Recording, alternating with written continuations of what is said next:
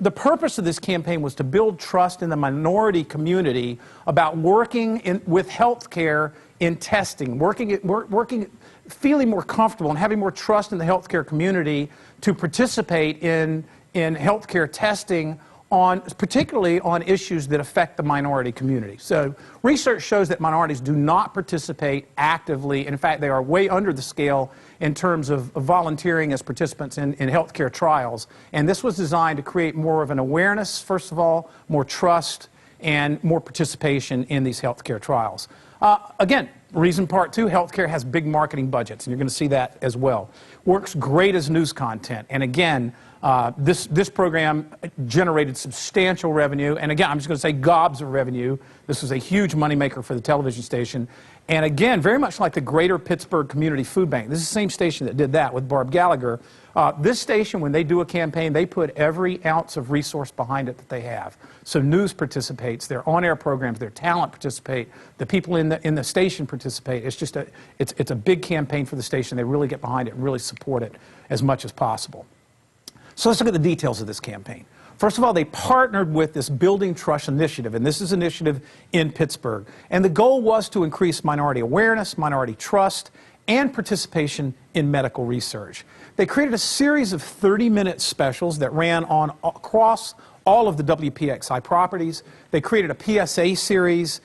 They created a very community-friendly website, and again, all departments of the television station participated. So it was a very actively and very well-supported campaign that ran in the community and still continues to run in the community today.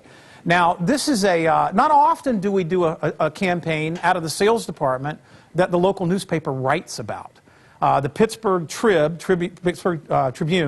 wrote a story about him on Thursday, July 22nd of this year. And the story basically says, perception is reality. According to an old psychological maxim, and suspicion of medical research among minority communities, however well-grounded in historical experience, is a problem for healthcare and research and the delivery of effective patient care. So they did a whole story on this campaign that really was generated and created by Janitha Short in the sales department at WPXI TV. See, here's the point. We can do something good for our community and get paid for it, and that's okay.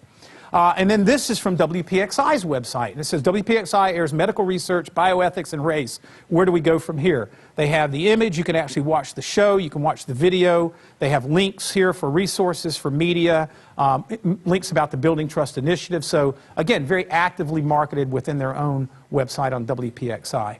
And we're going to dump out of the PowerPoint real quickly, watch a 3-minute and 13-second lift. And this is really an explanation of how the show works and pieces from some of the half-hour shows that they did and some of the promotion that they put behind it as well.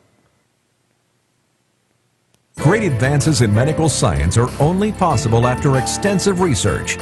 But there's a crisis in the world of medical research.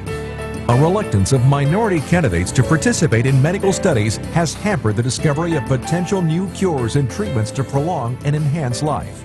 But a new program, started right here in Pittsburgh, sets out to bridge the trust gap between medical science and the minority community. Tonight, we'll take a look at the problem and meet the men and women at the forefront of the fight to change attitudes and further medical knowledge. Hello and welcome, everyone. Thanks for joining us. In the next half hour, we'll explore the field of medical research as it relates to bioethics and race. Why are so many minorities unwilling to take part in research projects that could ultimately save their lives? We'll also seek that answer to another important question: where do we go from here? But first, let's step back in time and take a look at the history of bioethics. The year was 1997. President Bill Clinton stepped up to the White House podium and apologized to a national audience. What the United States government did was shameful, and I am sorry.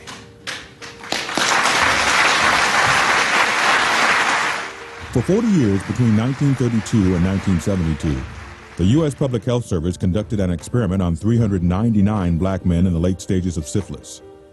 The data for the experiment was to be collected from the autopsies of the men, and they were thus deliberately left to degenerate under the ravages of tertiary syphilis, which can include tumors, heart disease, paralysis, blindness, insanity, and death. It's now 2010. The question remains, has the apology been accepted? By who?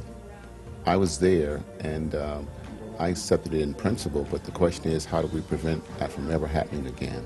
Well, we know one of the main goals of the Building of Trust initiative is to take bioethics directly to the people. So let's do that. Let's listen in as Jay Cruz, Jonas Cheney, and Jay Silvers do a little do-re-mi for the IRB.